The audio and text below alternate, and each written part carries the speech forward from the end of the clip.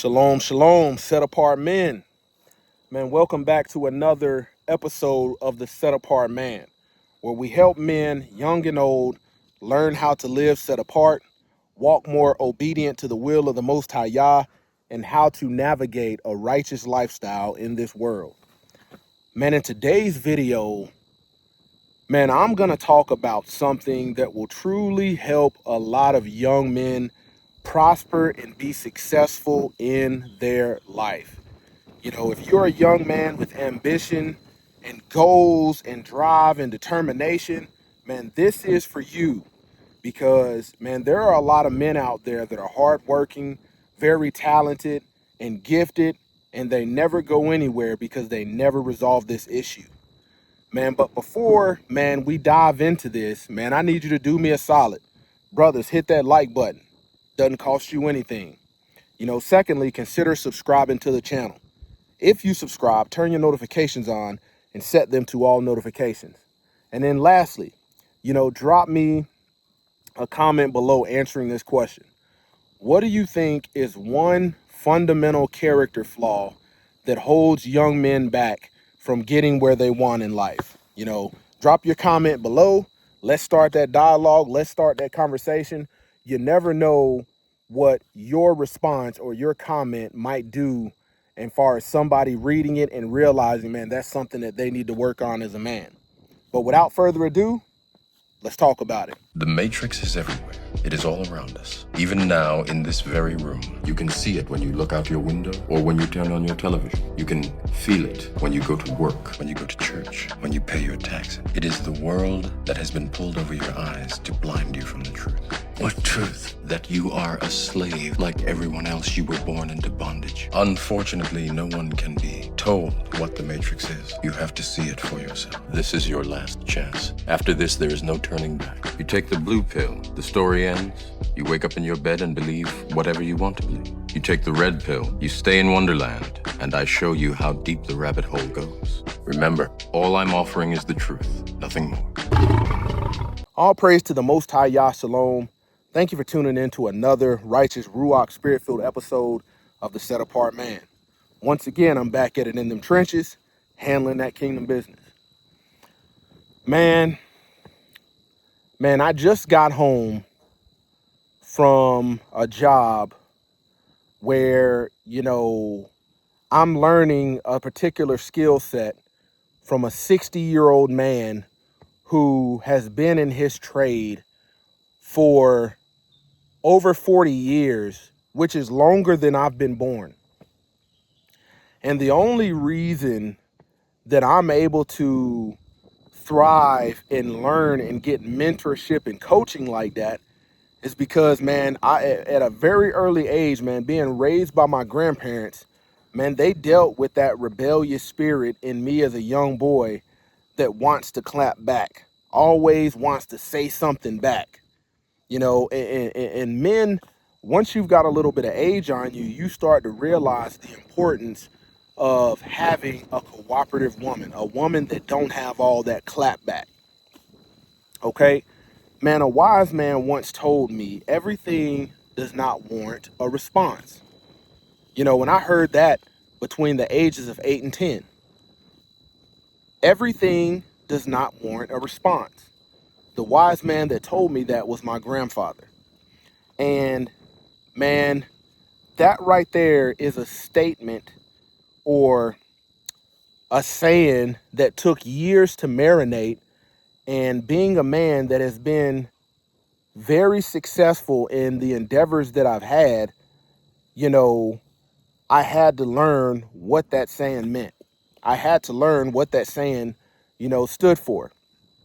And basically that saying, you know, there's going to be a time where somebody's going to ride you, you know, in order for you to grow. When you think about an elder sharpening your iron as a young man, man, you think about this guy teaching me a trade at 60 years old. He's been doing it, you know, for longer than I've been born, and I'm only 36.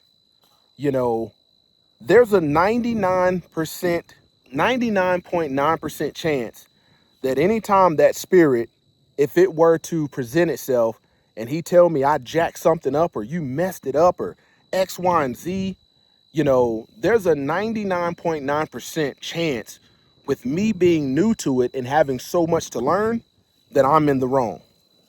Listen to me. So what do? Man, I learned early on in life to submit myself to those that have the know, to those that do, and those that are where I'm trying to go. But this younger generation of men, and I truly think it has a lot to do with being raised by women, you know, they have all of this clapback, always got to say something. You tell them to do something, and they got a million responses of why they don't think it's right, when if they would have just done what you asked them to do, nothing would have been blown out of proportion. You know, everybody would have been off. The day would have been smooth, and it's just a spirit of rebellion. You know, the word says, man, rebuke a scoffer and he will hate thee. Rebuke a wise man and he will love thee. May take a little bit of time for those men, man, it may take a little bit of time for men watching this to understand this, but I want you to think about, man, you have some athletes that are very talented, very skilled, and I'm talking about, you know, you have some athletes, whether it be football or basketball or whatever, soccer, and you think about wrestlers, you think about martial arts, you have some people out there that have a potential to go very far. They're talented, they have exactly what it takes, but they lack this one character flaw. And that character flaw presents itself in young men that's constantly clapping back at leadership. The word says, obey them that have rule over you. So in any fashion of life, you know, when it comes to athletics, when it comes to all aspects of life as a man and you wanting to learn something, you're going to have to submit yourself on the job, in the workforce, you know, on a basketball team. Man, you have some young men that miss out on the opportunity to go to the NBA, to go to the NFL, to get a full ride scholarship. Why is that? They miss out on these opportunities because they got too much clapback, too much mouth. They can't tame that tongue. Everything doesn't warrant a response. Man, when you think about, for those that make it to college,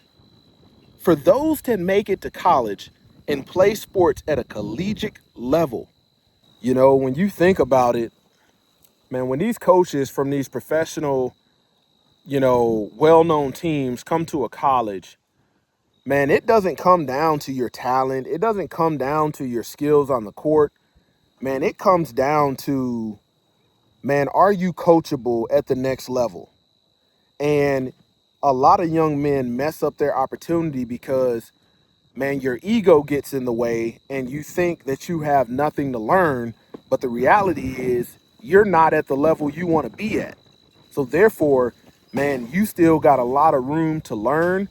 And your coach, on a day that a NBA scout or NFL scout is there watching how you respond to leadership, watching how you respond to different coaches, can tell you, hey, I want you to do X, Y, and Z. And what do? In your ego, you're thinking, no, I ain't about to do that. I'm going to go do what I want. And other coaches see that, man, and they see, yep, you don't want to be a member of the team. Rather than putting the team on your back and humbling yourself so the team can be victorious, you want the spotlight on yourself. Your coach tell you to do something, and here you go with all that clapback. I don't think that's right. And, you know, a lot of men miss their opportunity of succeeding in life because they can't control their mouth. And the reason I'm saying this is because a lot of young men, especially if you look like me in my community, 70% of young black males, you know, are raised in single mother households. When you think about that, and men don't thrive, you know, in any fashion, any trade, any skill set where you have all of that clapback, because men are going to put you in line. But a lot of young men have learned this from women who have gone unchecked. And this is, when you think about it, a woman will argue with you all day long if you allow her. She'll have all that clapback. And a lot of young men pick this up from arguing back and forth with their mama because they didn't have a daddy to say, nope, that ain't happening. All that clap back. I had my grandfather to say everything doesn't require a response. My grandfather was a 2nd-degree black belt. He wasn't going for that. And if you couldn't figure out that you need to put the shut to the up, you would catch them knuckles. You would catch them knuckles to your lips real quick. And rightfully so, and man, that's just a cheat code. If you're in school, if you're in college, you're learning a trade, and you got somebody that is a subject matter expert teaching you, put the shut to the up. It's without being said, with you not really knowing anything because you ain't no subject matter expert, you're gonna jack some stuff up. That's perfectly fine. It's perfectly normal. The subject matter experts teaching you don't expect you to be perfect. But what they do expect you to do is humble yourself as a man so you can become a taught one. A taught one becomes a skilled one. You think about Paul in the Bible, man. Paul humbled himself to be a servant of the Most High, and he submitted himself to Yahshua's leadership. Think about that. Paul didn't say, hey, well, you in my territory, you in the land of these Gentiles, so I'm gonna show you the lay of the land. No, Paul submitted himself to Messiah to learn righteousness, as well as the other disciples. Man, if you want to prosper in life, I tell you as a young man, if there is something you want to do, man, all you got to do is humble yourself and keep approaching subject matter experts, those that have the knowledge and wisdom, of where you want to go in life. Humble yourself, put the shut to the up, and listen to what they have to tell you.